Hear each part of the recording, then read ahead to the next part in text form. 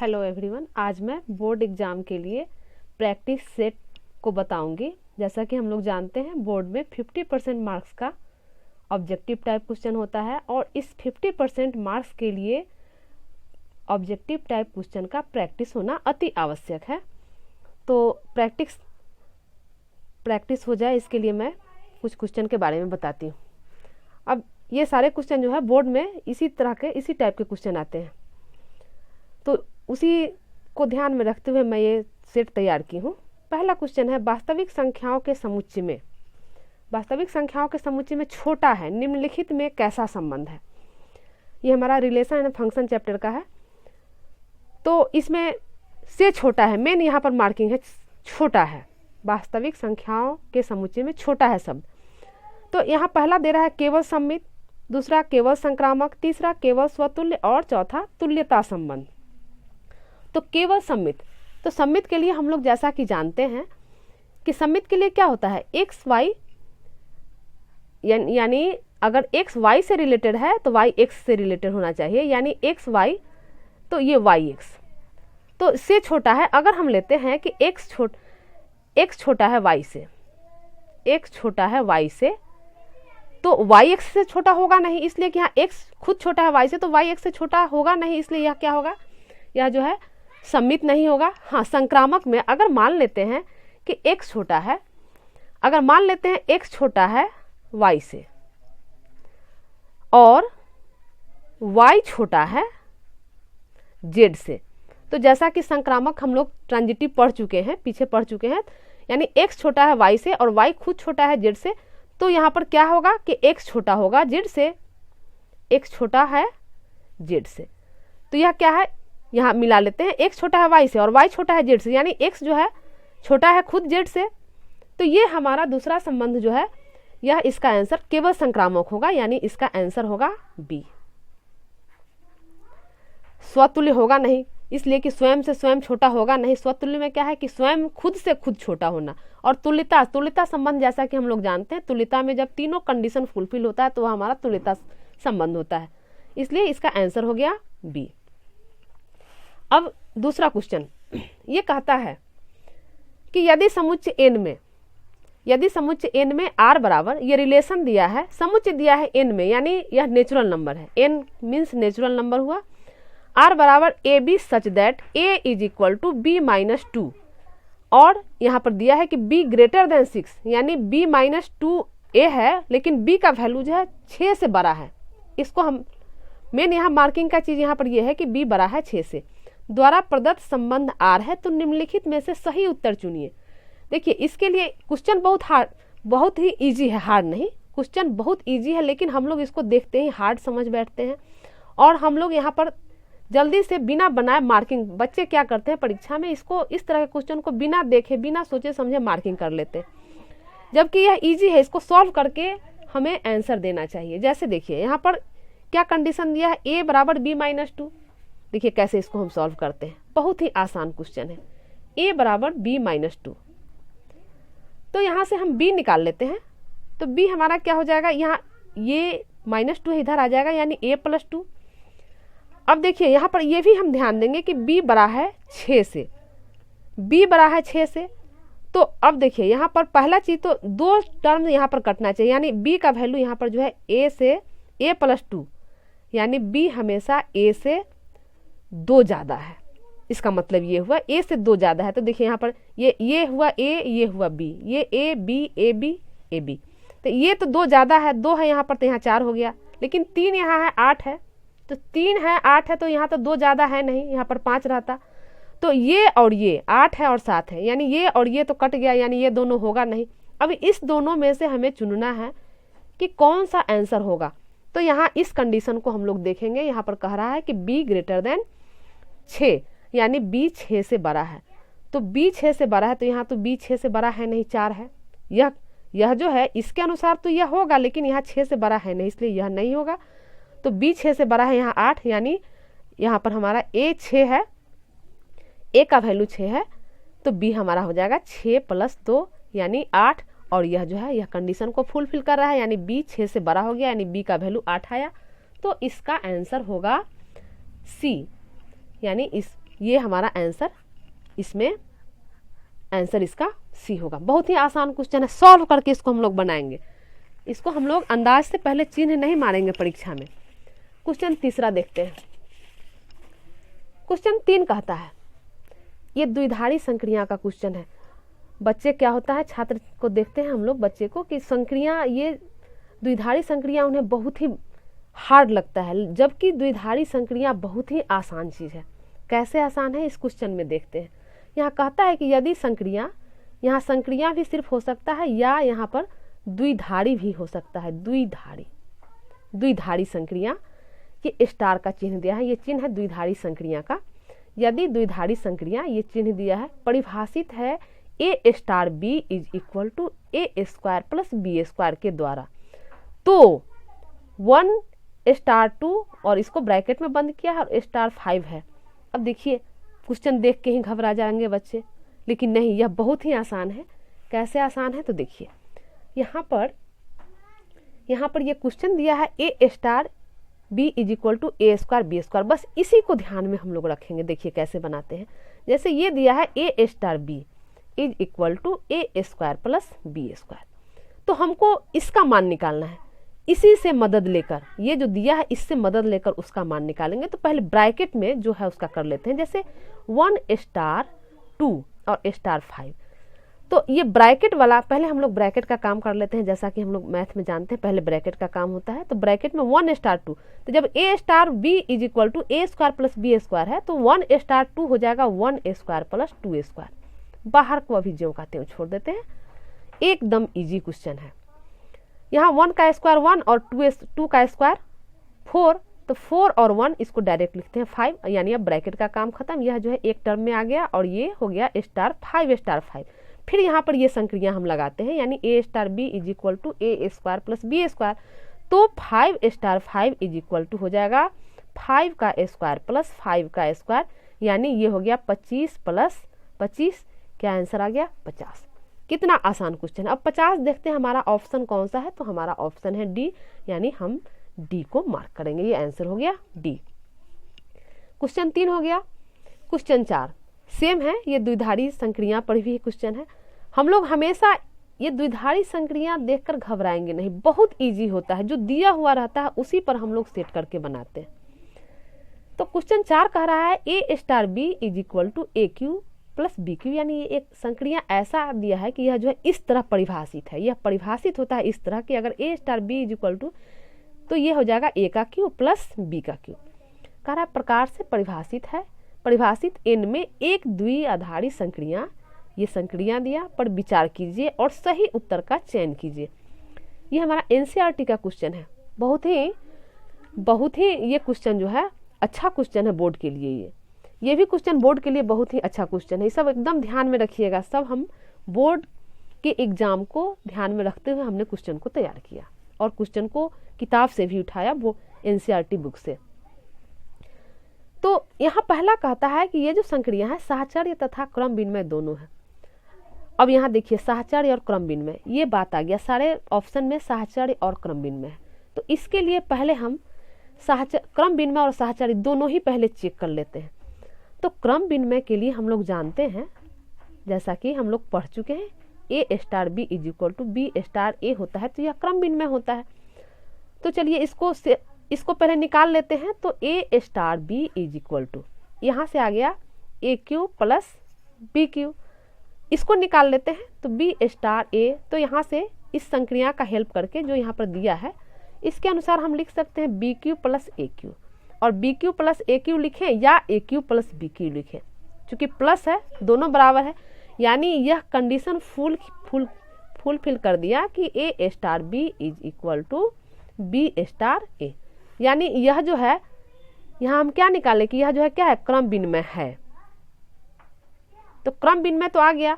अब हम साहचर्य चेक करते हैं कि यह साहचर्य है कि नहीं। तो साहचर्य में हम लोग जान चुके हैं कि साहचर्य क्या होता है, A star B star C is equal to A star B star C, यानी दोनों ही अगर बराबर होगा तब यह जो है यह साहचर्य होगा। तो हम चेक कर लेते हैं। तो चलते हैं लेफ्ट हैंड साइड लेकर, ए स्टार बी स्टार सी, तो जो दिया है ऊपर कंडीशन उससे निकालते हैं ए स्टार बी। यहाँ पर चूंकि ए स्टार बी दिया है ए क्यू प्लस बी क्यू, तो इसको हम निकालते हैं, ये हो जाएगा a Q plus B q और यहाँ आ गया स्टार सी। अब जो है अब यह इसको एक टर्म मान लेते हैं, इसको एक टर्म, इसको हमेशा यहाँ पर गलती ना हो, इस चीज को हमेशा हम लोग ध्यान देंगे कि यहाँ ये गलती ना हो। अब मान लेते हैं जैसे अगर दिक्कत हो रहा है तो इसको अगर हम x मान लें, ये मान लेते हैं समझने के लिए, तो अगर हम x स्टार c निकालते हैं तो क्या हो जाएगा, जो ऊपर परिभाषा दिया है उसके अनुसार क्या हो जाएगा x q plus C Q. और एक्स क्यू का वैल्यू तो x मान चुके हैं a Q plus B q को, तो ये हो जाएगा a Q plus B q और इस पर फिर q और सी क्यू, यानी इसको हम लिख सकते हैं यहाँ पर ए क्यू प्लस बी क्यू और इस पर q प्लस सी क्यू। तो ये तो लेफ्ट हैंड साइड हो गया। राइट हैंड साइड को इसी तरह चेक कर लेते हैं, तो ये हो जाएगा ए स्टार बी स्टार सी। तो ये हो गया ए स्टार रहेगा, बी स्टार सी क्यू, सी को लिखेंगे B cube plus C Q और फिर इसको इसी तरह इसको सॉल्व करेंगे तो ये हो जाएगा ए क्यू, चूंकि इसको एक मान ले, इसको एक्स मान ले और ये ए रहेगा तो यानी ए क्यू प्लस और इतना का फिर क्यू यानी A B cube plus C cube का होल क्यू। अब यहाँ पर देखिए ये हो गया A Q plus B cube का whole cube plus C Q और यहाँ A Q plus B cube plus C cube का होल क्यू, यानी देखिए यहाँ पर ये और ये बराबर नहीं है, यहाँ ए क्यू अलग है, यहाँ सी क्यू अलग है, यहाँ ए क्यू अलग है, यानी यह क्या सूचित करता है कि यह जो है क्या है, साहचर्य नहीं है, साहचर्य नहीं है। अब हम लोग ऑप्शन को देखते हैं। हमारे पास जो अभी हम सॉल्व किए तो निकाले कि क्रम विनिमय है लेकिन साहचर्य नहीं है। हम देखते हैं किसमें क्रम विनिमय है लेकिन साहचर्य नहीं है। तो पहला कहता है कि साहचर्य तथा क्रम विनिमय दोनों है, तो अभी जो हम चेक किए उसमें क्रम विनिमय तो है लेकिन साहचर्य नहीं है, इसलिए यह नहीं होगा। दूसरा है क्रम विनिमय है किंतु साहचर्य नहीं है, क्रम विनिमय है किंतु साहचर्य नहीं है। तो देखिए यहाँ दूसरा जो हम चेक किए क्रम विनिमय है लेकिन यहाँ चेक किए साहचर्य नहीं है, यानी दूसरा हमारा टर्म्स एंड कंडीशन को यह फुलफिल कर रहा है, यानी इसका आंसर हो गया बी। यह आंसर बी हो गया हम लोग बी को। तो इस तरह का जब भी क्वेश्चन हो हम लोग सॉल्व करके ही आगे बढ़ेंगे। क्वेश्चन 5 है द्विचर संक्रिया ए स्टार बी, यहाँ भी द्विचर संक्रिया दिया, द्विचर कहे या द्विधारी कहे एक ही बात है। ये बराबर a प्लस बी बाई 2 के लिए कौन सा नियम सत्य है। अब कौन सा नियम सत्य है, तो नियम यहाँ पर क्रम विनिमय दिया, साहचर्य दिया, दोनों दिया, इनमें से कोई नहीं। तो क्रम विनिमय के लिए चेक करेंगे, तो चूंकि यहाँ पर पहले हम लोग इसको चेक कर लेते हैं। तो क्रम विनिमय के लिए ए स्टार बी, ये तो दिया है a प्लस बी बाई 2, इसको क्रम विनिमय के लिए क्या होता है, इसका जस्ट अपोजिट यानी बी स्टार ए, तो ये हो जाएगा b प्लस ए बाई 2, यानी ये तो चेक हो गया कि यह तो क्रम विनिमय है, क्रम विनिमय है। अब यहाँ दो कंडीशन, ये आंसर पहले ही ये नहीं मारेंगे, पहले इसको हम लोग देख लेंगे कि क्या आ रहा है। तो क्रम विनिमय है, साहचर्य के लिए चेक करते हैं। तो साहचर्य के लिए आता है ए स्टार बी स्टार सी को चलते हैं, तो ये हो जाएगा ए स्टार और बी स्टार सी को, चूंकि इस नियम के तहत इसे हम लिख सकते हैं बी प्लस सी बाई 2, और फिर इसको इसी नियम पर फिर सेट करेंगे, यानी इसको एक मान लेंगे, इसको एक यानी इसको एक्स और वाई, तो एक्स प्लस वाई बाई 2, यानी इसको हम लिख सकते हैं x a plus b plus c by 2 और इसका बटा 2। ये सॉल्व कर लेंगे, क्या हो जाएगा 2a, यहाँ ये सॉल्व कर रहे हैं 2a plus b plus c by, यहाँ पर 2 है, नीचे आ जाएगा, ये हो जाएगा 4। अब इसको लेकर चलते हैं, एक बार ये लेकर चलें। अब ए स्टार बी स्टार सी, यानी साहचर्य में एक बार ये और एक बार ये लेकर चलें, ये हो जाएगा फिर a प्लस बी बाई 2 और फिर यहाँ पर ए स्टार सी, फिर जो संक्रिया दिया है इससे परिभाषित यानी इसके अनुसार, यानी इतना प्लस इतना बटा 2, तो ये एक टर्म है, यानी इसको हम ऐसे लिखेंगे a plus b by 2 plus c by 2। यहाँ पर हमेशा ध्यान देंगे ये गलती नहीं हो सॉल्व करने में, है इजी लेकिन थोड़ी सी सावधानी बरतने की ज़रूरत है। अब इसको सॉल्व करते हैं, तो ये हो जाएगा a प्लस, ये भिन्न का जोड़ करते हैं, a plus b plus 2c यहाँ चूंकि भिन्न का जोड़ किया और इस 2 को नीचे ले आएंगे, यानी ऐसे 2 पहले से है, ये हो जाएगा 4। अब यहाँ पर हम लोग ध्यान देते हैं क्या है, ये 2a + b + c/4 है और यहाँ a + b + 2c/4, यानी यह साहचर्य नहीं है, साहचर्य नहीं है। क्लियर हो गया, यानी हमारा आंसर होगा ए क्रम विनिमय, यानी क्रम विनिमय है, साहचर्य नहीं है, तो यहाँ दोनों है, ये भी नहीं होगा और इनमें से कोई नहीं, यह भी नहीं होगा। तो ये क्वेश्चन 5 हो गया। क्वेश्चन 6 है साइन इनवर्स x का मुख्य मान शाखा। एकदम direct question, formula based question है, एकदम इजी क्वेश्चन। इस तरह का क्वेश्चन जरूर परीक्षा में पूछेगा, आप लोग इस तरह के क्वेश्चन को जरूर ध्यान दें। साइन x का मुख्य मान शाखा, जैसा कि हम लोग जानते हैं क्या होता है, -π/2 से π/2। यहाँ पर अब एक चीज ध्यान देने की यहाँ जरूरत है कि -π/2 से π/2 यहाँ भी है और यहाँ भी है। तो हम लोग यहाँ देख रहे हैं इंटरवल, ये ओपन इंटरवल है और क्लोज इंटरवल है। तो हम लोग जानते हैं क्लोज इंटरवल में ये हमारा पहला इसका आंसर होगा। तो 6 का आंसर हो जाएगा पहला ए। 7वां क्वेश्चन, ये देखिए साइन इनवर्स 1/√2 का मुख्य मान है। अगर डायरेक्ट जानते हैं तो डायरेक्ट हम लोग आंसर दे देंगे, और डायरेक्ट नहीं जानते हैं, डायरेक्ट जानते हैं तो π/4 इसका आंसर होगा, लेकिन नहीं जानते हैं तो कैसे निकालेंगे। तो जैसा कि ये आपका शॉर्ट टाइप क्वेश्चन के लिए भी ये आपका तैयारी हो जाएगा। इसको जैसे मान लेंगे y, यानी साइन इनवर्स 1/√2 = y। तो यहाँ से सॉल्व करते हैं तो ये हो जाएगा साइन y = 1/√2। अब साइन में कितना का मान 1/√2 होता है, हम लोग जानते हैं साइन π/4। साइन देखिए यहाँ पर साइन π/4 भी लिख सकते हैं, इसको हम आगे बढ़ा के साइन π - π/4 भी लिख सकते हैं, इसलिए कि साइन π - π/4 को सॉल्व करेंगे फार्मूला से तो यह साइन π/4 ही आएगा। लेकिन यहाँ सॉल्व करेंगे तो 4π - π यानी 3π, यानी इसको ऐसे लिखा जा सकता है साइन 4π - π यानी 3π/4।